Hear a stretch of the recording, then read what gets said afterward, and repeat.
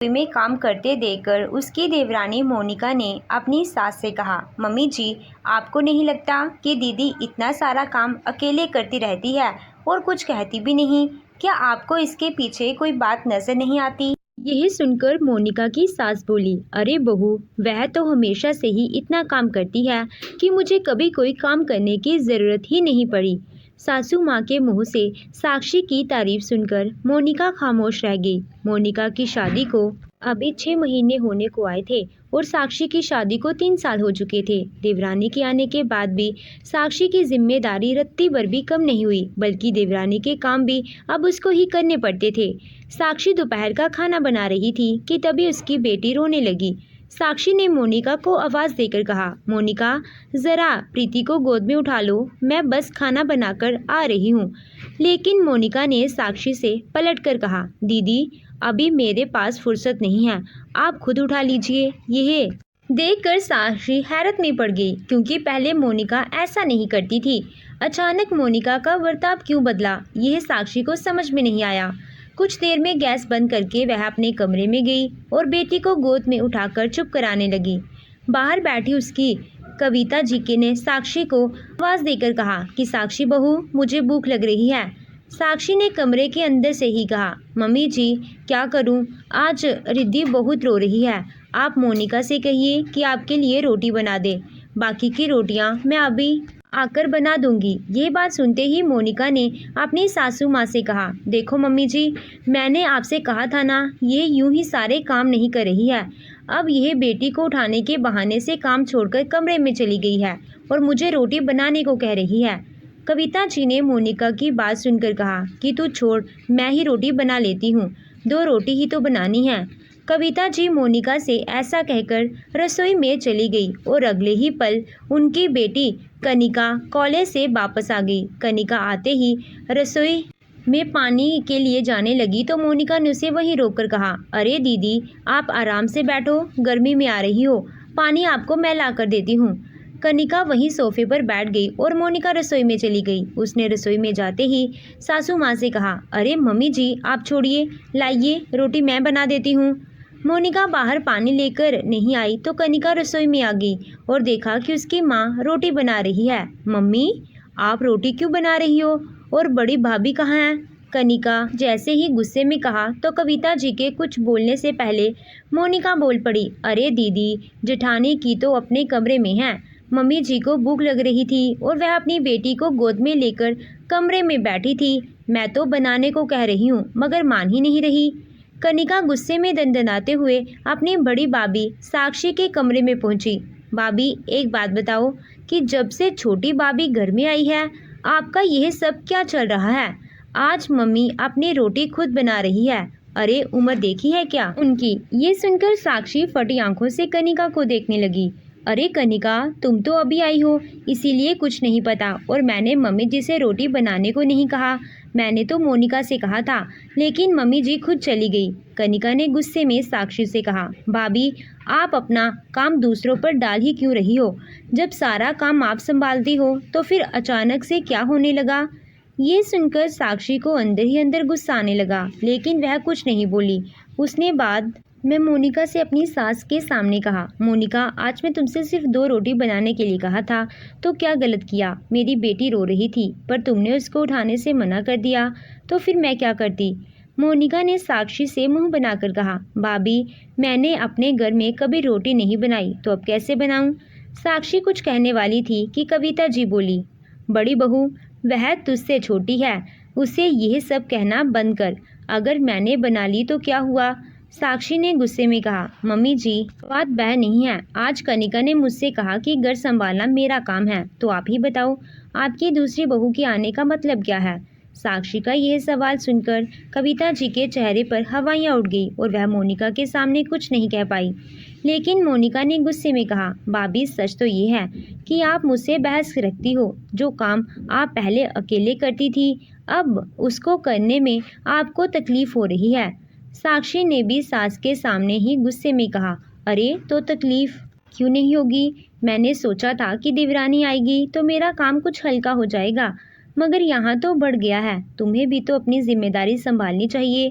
इस बार साक्षी की आवाज़ गुस्से में तेज़ हो चुकी थी, जिसे सुनकर कनिका तुरंत वहां आई और बोली, बड़ी भाभी, आप पहले तो सारा काम खुशी खुशी करती थी, लेकिन अब थकने लगी हैं, तो अचानक ऐसा क्या हुआ? यह सारा काम पहले आप ही करती थी और आपको कोई परेशानी भी नहीं थी, लेकिन छोटी भाभी के आते ही आपको परेशानी होने लगी। साक्षी ने गुस्से में कनिका को देखा और बोला कि कनिका, तुम तो ना ही बोलो तो अच्छा है। तीनों के बीच में बहस हो रही थी, जिसे देखकर कविता जी बोली, बड़ी बहू, अब बंद करो। तुम कितनी देर से इन लोगों को बहस कर रही हो और मैं चुपचाप देख रही हूँ। अरे, ये दोनों तुमसे छोटी हैं और तुम बड़ी, तो क्या तुम अपना बड़प्पन नहीं दिखा सकती? सोचा था तुम सबको एक माला में एक पिरोकर रखोगी, मगर तुम तो कुछ और करने की कोशिश कर रही हो। अपनी सास की ये बात सुनकर साक्षी बड़ी बड़ी आंखें करके उनको देखने लगी। उसकी आंखों में आंसू आ गए थे। किस तरह से उसकी सास ने उसको ऐसे शब्द कह दिए थे। वह चुपचाप उठकर अपने कमरे में चली गई। उसे भी सब कुछ बहुत बुरा लग रहा था, मगर जितना ज़्यादा वह अपनी बात रखने की कोशिश कर रही थी, उतना ही मामला बहस की तरफ जा रहा था। साक्षी ने रात को अपने पति संजीव से कहा, संजीव, माना कि मैं बड़ी बहू हूँ, लेकिन इसका मतलब ये नहीं है कि मुझको घर के काम में मदद की ज़रूरत नहीं है। छोटी बहू घर में आ चुकी है, मगर वह सारा दिन आराम से रहती है, खा पीकर मोबाइल चलाकर सो जाती है। उसके पास इसके अलावा और कोई काम नहीं है, मगर मैं बच्चों के साथ साथ घर में देख रही हूँ। अब आपको देवर जी से बात करनी ही पड़ेगी, ताकि वह मोनिका को समझाए और वह भी अपनी जिम्मेदारी समझे। संजीव ने धीरे से कहा कि ठीक है, मैं बात कर लूँगा। रात के समय मोनिका दूध लेकर अपनी सास कमरे में पहुंच गई। कनिका भी यहीं बैठी हुई थी, तो मोनिका ने दूध रखकर कहा, मम्मी जी, आज तो भाभी सो गई। मैंने देखा तो मैं दूध लेकर आ गई, क्योंकि मुझे पता है कि आप दवाई खाती हो। दोपहर में छोटी सी बात हुई थी, मगर भाभी ने उसको कितना बड़ा मुद्दा बना लिया। कनिका भी अपनी माँ से कहने लगी, मम्मी, छोटी भाभी ठीक कह रही, काम के लिए वह पहले खुश होकर करती थी, आप उस काम को ही उनको करने में प्रॉब्लम हो रही है, फिर उनके बड़े होने का क्या फ़ायदा। कनिका को ऐसा कहते देखकर मोनिका ने भी आग में घी डालने का काम शुरू किया। मम्मी जी, मैं तो आपसे पहले ही कहा था कि पहले वह अकेली राज करती थी, इसीलिए परेशानी नहीं थी, मगर मेरे आते ही उन्हें दिक्कत होने लगी। अगर घर को एक धागे में बांध कर रखा होता तो वह कभी भी ऐसे बात नहीं करती। कनिका और मोनिका की इन बातों ने कविता जी के दिमाग पर बहुत गहरा असर किया। उनकी नज़र में भी अब साक्षी की अच्छाइयाँ बुराइयाँ बन गई। एक दिन साक्षी को अपने मायके जाना था, तो उसने कविता जी से कहा, मम्मी जी, मुझे अपनी मम्मी के यहाँ जाना है, मैं कल वापस आ जाऊँगी, क्योंकि वापस आते आते बहुत रात हो जाएगी। वहीं एक तरफ मोनिका बैठी है, बात सुन रही थी। उसने तुरंत अपनी सास को कुछ इशारा किया, तो कविता जी बोली, अरे, तो पूरा दिन के लिए जाने की ज़रूरत ही क्या है, 2-3 घंटे बहुत होते हैं माँ से मिलने के लिए। मुझे कुछ नहीं पता, रात को ही वापस आ जाना। अरे, तुम घर के काम की मुखिया हो, तुम ही चली जाओगी तो घर सब कैसे होगा। यह सुनकर साक्षी को गुस्सा आया और उसने भी बदले में कह दिया, मम्मी जी, मैं भी तो कई महीने से नहीं समझाने की कोशिश कर रही हूँ कि अगर मैं ना रहूँ तो कैसे होगा, मेरी गैर मौजूदगी में घर कौन संभालेगा। कविता जी गुस्से में साक्षी से कहा, बड़ी बहू, आजकल तूने पलटकर जवाब देना शुरू कर दिया है। आज तू जवाब दे रही है, कल को तुझे देखकर छोटी बहू भी जवाब देगी, इसीलिए अपनी जुबान को बंद रख। सास का जवाब सुनकर साक्षी वहां से चली गई। साक्षी के जाते ही मोनिका ने अपनी सास के कान भरना शुरू कर दिए। देखा मम्मी जी, इनके अंदर कितनी अकड़ है, कैसे ही आपको जवाब देकर गई हैं। इनका घमंड है कि उनके बिना यहाँ कुछ नहीं हो सकता, और मुझे तो लग रहा है कि ये हमको अलग होने की धमकी दे रही हैं। मोनिका की यह बात सुनकर तो कविता जी साक्षी के प्रति और भी गुस्से से भर गई। आ जाने दे साक्षी को वापस, मैं आज ही से पूछती हूँ कि यह चाहती क्या है। तभी वहाँ कनिका आई और मोनिका का हाथ देखकर कहने लगी, हाँ मम्मी, इनसे पूछ लो कि यह चाहती क्या है। आपने इनको आते ही घर की मालकिन बना दिया, और अब देखो कैसे सबके सिर पर चढ़कर नाचने की कोशिश कर रही हैं। कविता जी बोली, ऐसा कुछ नहीं है, घर की मालकिन मैं हूँ और मैं ही रहूँगी यहाँ, मेरे जीते जी मेरा ही फैसला चलेगा। मोनिका की बातें बिल्कुल वैसे ही असर कर रही थी।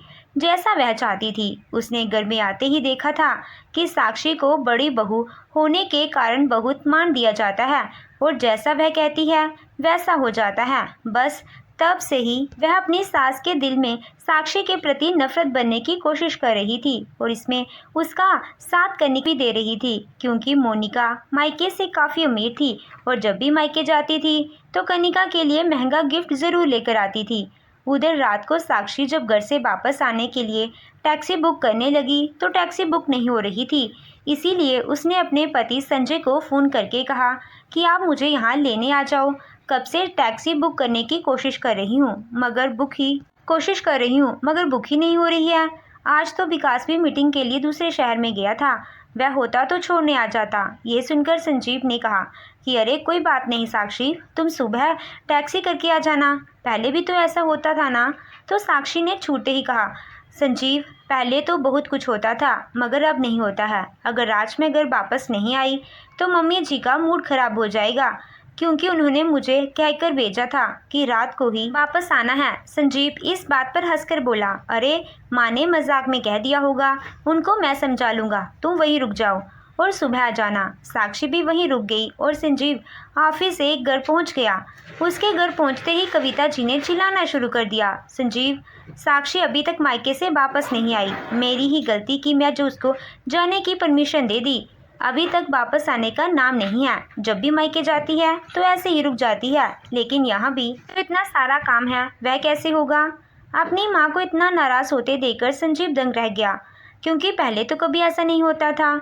उसने तुरंत माँ से कहा, अरे माँ वह चली गई तो क्या हुआ, घर में कनिका और मोनिका तो हैं, उनको कहिए वह संभाल लेंगे। कविता जी सुनते ही गुस्से में बोली, देखो कैसे अपनी बीवी की हिमायत कर रहा है। अरे ये कौन सा तरीका है मायके जाकर बैठने का, तू भी जोरू का गुलाम होता जा रहा है।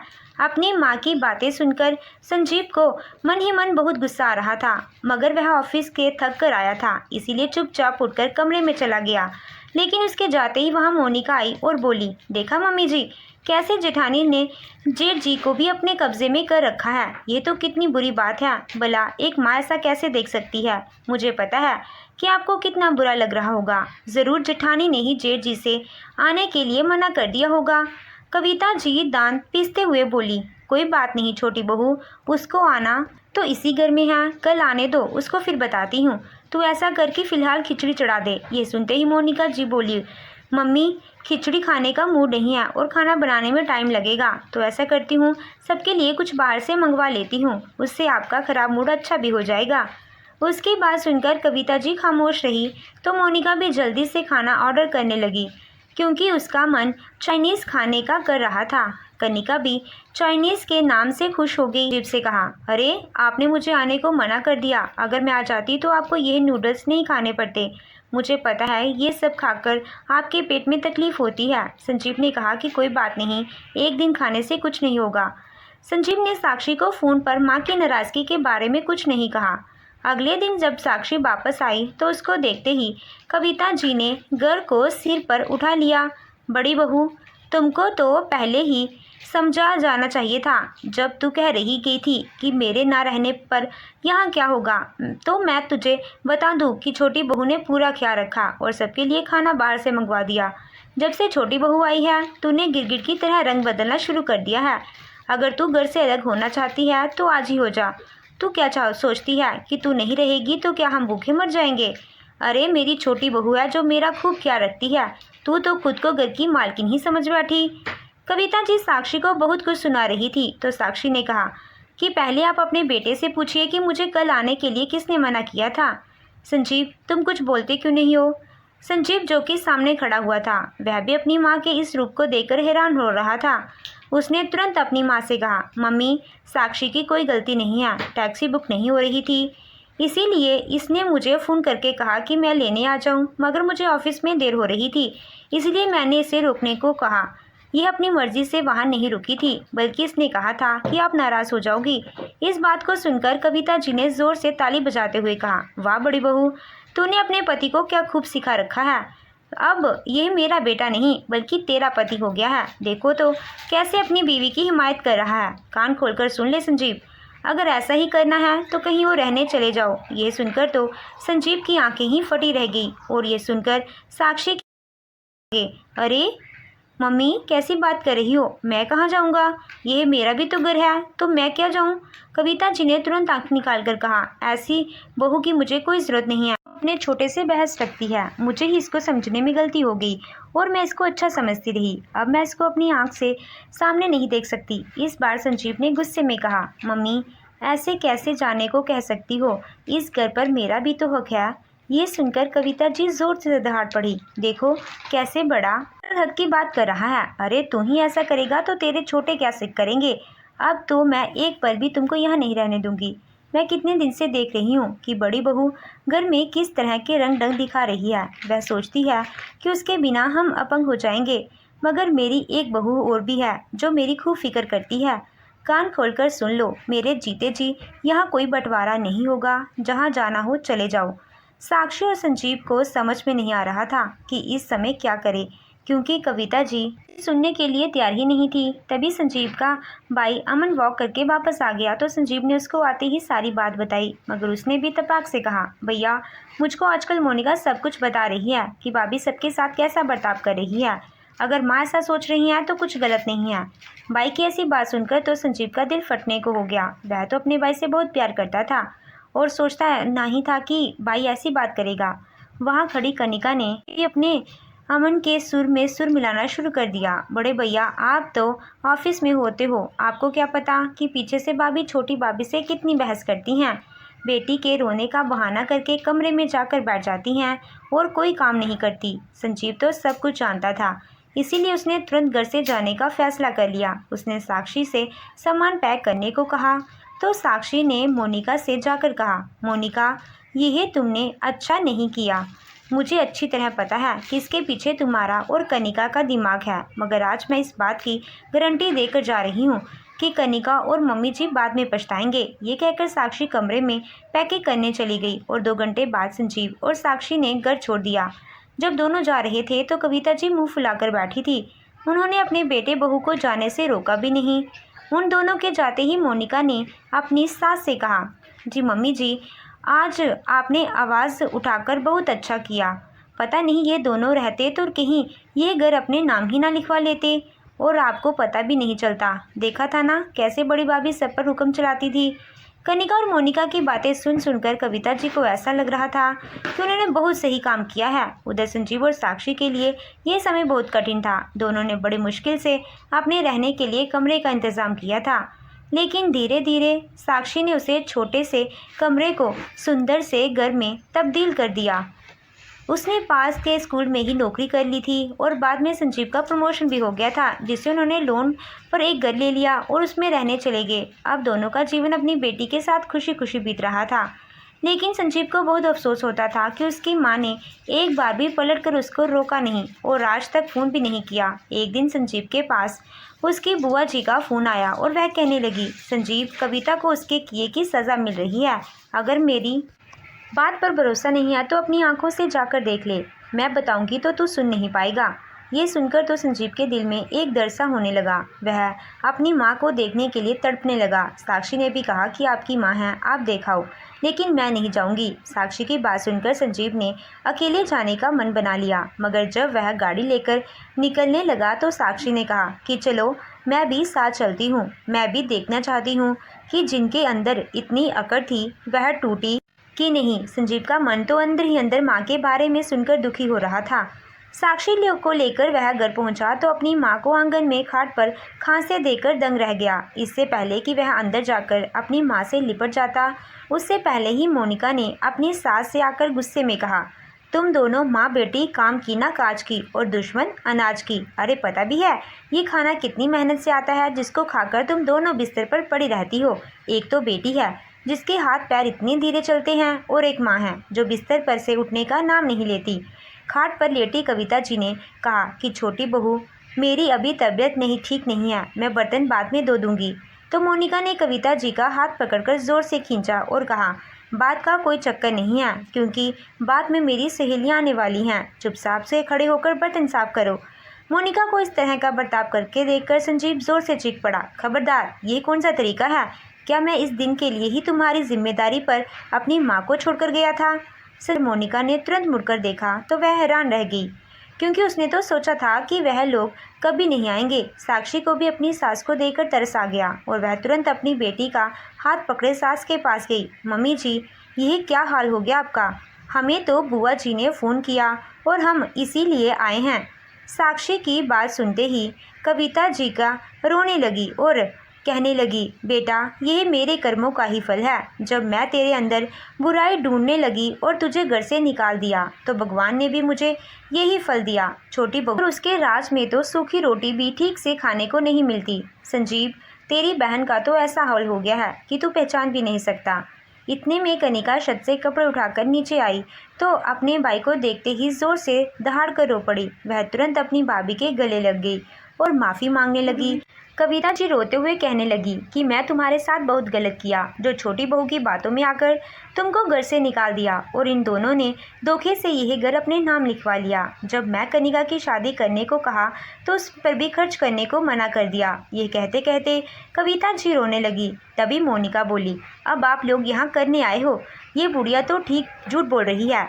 ये सुनकर साक्षी ने मोनिका के गाल पर जोरदार थप्पड़ रसीद कर दिया। खबरदार, जो मम्मी जी के लिए ऐसे शब्द का इस्तेमाल किया, तुमने क्या किया है वह हम अपनी आंखों से देख सकते हैं। ये तुम्हारे चक्कर में आ गई और इस सब की कसूरवार केवल तुम हो। अब हम भी तुमको अदालत में देख लेंगे। अपनी माँ को देखकर संजीव की आंखों से आंसू झरने की तरह बह रहे थे और उसे अपनी माँ और बहन का हाल देखा नहीं जा रहा था। संजीव ने कहा कि अब आप लोग हमारे साथ चलो तो कविता जी ने कहा कि बेटा अब तेरे साथ किस मुंह से जाऊं? यह घर तो मैंने छोटे के नाम कर दिया है। तुझे मैंने कुछ भी नहीं दिया तो किस हक से तेरे साथ आ जाऊं? साक्षी और संजीव ने एक साथ कविता जी से कहा, हम आपके पास हिस्सा मांगने नहीं बल्कि हम आपको अपने साथ ले जाने आए हैं। दोनों माँ बेटी बहुत रोई और फिर संजीव के साथ चली गई। बाद में संजीव ने अपने छोटे भाई के ऊपर केस कर दिया और मुकदमा जीतकर आधा हिस्सा ले लिया। मोनिका और अमन की सारी अकड़ दरी की धरी रह गई। घर बेचा गया था और उनको आधा हिस्सा लेकर भी किराए के मकान में रहना पड़ रहा था, जबकि संजीव अपनी मेहनत से खुद का मकान लेकर सुकून से रह रहा था। तो दोस्तों, आपको ये कहानी कैसी लगी? कमेंट कर